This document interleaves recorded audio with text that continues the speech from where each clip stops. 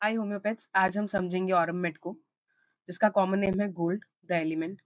मेंटल्स में सबसे पहले है एलिमेंट्स मतलब कॉजेशन, फ्राइट ड्रेड मतलब कि डर, कॉन्ट्राडिक्शन यानी किसी भी तरीके से उन्हें अपोज करना, मॉर्टिफिकेशन मतलब एक्सट्रीम सेमफुलनेस या फिर एम्बेरसमेंट, वेक्सेशन मतलब एनॉयंस फ्रस्ट्रेशन, एंगर, रिजर्व डिस्प्लेजर का मतलब है उनके साथ ऐसी कोई घटना होना जो उन्हें प्लीजिंग नहीं लगती है या उनके मुताबिक सही नहीं होती है और उसको वो दबा के रखते हैं, उन्हें एक्सप्रेस नहीं कर पाते हैं, या फिर अब्यूज ऑफ मर्क्यूरी।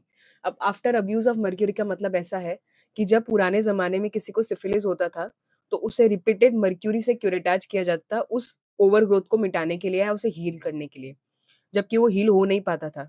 उसी के चक्कर में जब वो डिजीज सप्रेस हो जाती थी, उसके बाद से जो सिम्टम्स डेवलप होते थे वो ऑरममेट कवर करता है।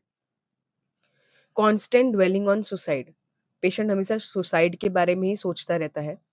प्रोफाउंड मेलनकॉली होती है पेशेंट को, feels hateful and quarrelsome, desire to commit suicide, life एक कांस्टेंट बर्डन होता है उनके लिए। Same after abuse of mercury with nearly all the complaints.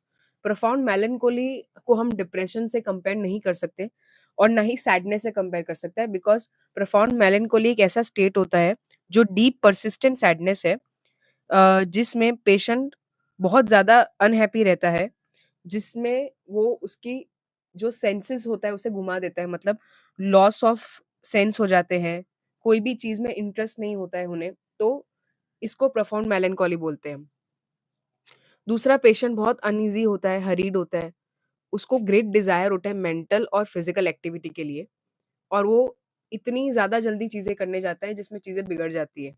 Because he was constantly dwelling on suicide, तो उसे उसे डिस्ट्रैक्ट करना होता है खुद को उस जंजाल से, जो प्रोफाउंड मेलनकॉली और उन सब से। तो ये एक दूसरा हम मेंटल्स जो दूसरा साइड देख सकते हैं हम उसके मेंटल्स का, कि वो कॉन्ट्राडिक्टरी बहुत ज़्यादा हरीड होता है, अनईज़ी होता है और उसे डिज़ायर होता है मेंटल और फिज़िकल एक्टिविटी के लिए। बहुत ओवर सेंसिटिव होता है। लीस्ट कॉन्ट्राडिक्शन एक्साइट वर्थ, मतलब उसे बहुत ज़्यादा गुस्सा आ जाता है अगर उनकी कोई भी बात को अपोज़ करता है कोई। Over sensitiveness to pain, to smell, to taste, to hearing and to touch. अब अगर पेशेंट के कंस्टिट्यूशन की हम बात करें, तो इसमें 2 से 3 कंस्टिट्यूशन बताए गए हैं अलग-अलग फेज़ पे। जैसे same the constitution cause is the same, broken by the bad effect of mercury and syphilis. Patient बहुत ही सैंग्वाइन होता है। सैंग्वाइन मतलब ऐसे लोग जो बहुत चीयरफुल होते हैं, ऑप्टिमिस्टिक होते हैं, सोशिएबल पर्सनैलिटी होती है, बहुत खुश रहते हैं। रूडी मतलब जो जिनका कॉम्प्लेक्शन बहुत रेड होता है फेस पर, ठीक है? ब्लैक हेयर होते हैं, आइज़ होती है, लाइवली होते हैं, बहुत रेस्टलेस होते हैं, एंग्ज़ियस होते हैं फ्यूचर के बारे में। ओल्ड पीपल जिनका विजन वीक होता है, कॉर्पुलेंट यानी मोटे लोग, और जो लाइफ से हार चुके होते हैं, थक चुके होते हैं। तीसरे हैं पिनिंग बॉयज, मतलब पतले से सुखड़े लड़के जो बहुत लो स्पिरिटेड होते हैं, लाइफलेस होते हैं, जिनकी मेमोरी बहुत वीक होती है। लैकिंग इन बॉयज को मतलब वो मैन या बॉय जैसे दिखते नहीं है because of their stature. Testis उनकी अंडर डेवलप होती है, और जो स्क्रॉटम में मियर पेंडेंट शेड्स होते हैं, मतलब स्क्रॉटम अच्छे से डेवलप नहीं होता है उनका। सिफिलिस एंड मर्क्यूरियल इन्फेक्शंस जो होता है ऑरम का, उसमें वो 3 जगह पे इफ़ेक्ट करता है। पहला बोन्स पे, सेकंड कैरीज़, कैरीज़ में नेज़ल और पैलेंटाइल एंड मास्टॉइड बोन्स की जो कैरीज़ फॉर्म करता है वो। ओज़ेना जो होता है मतलब क्रॉनिक नेज़ल डिस्चार्ज।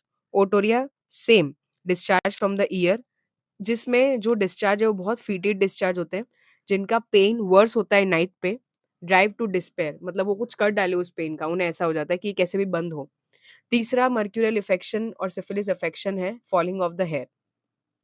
आइज़ में पेशेंट को हेमायोपिया होता है, उन्हें सिर्फ़ लोअर हाल्फ चीज़ें दिखती है, जैसे आपने देखा है नीचे पिक्चर में, उसे सिर्फ़ लोअर हाल्फ चीज़ें दिखती है, कोई भी एक पिक्चर की।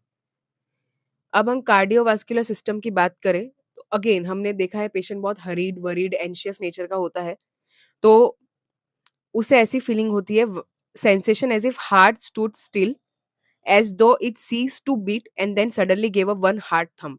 मतलब उसे लगता है कि उसका हार्ट रुक गया है, कुछ सेकंड के लिए उसकी हार्ट बीट बंद हो गई है और फिर अचानक से बहुत बड़ा हार्ट का बीट आता है, मतलब थंब आता है, हार्ट थंब। वायलेंट पाल्पिटेशन होता है, एंग्जायटी होती है। अब ये चीज़ होगी तो ऑब्वियसली ब्लड का कंजेशन होगा, कहाँ पे?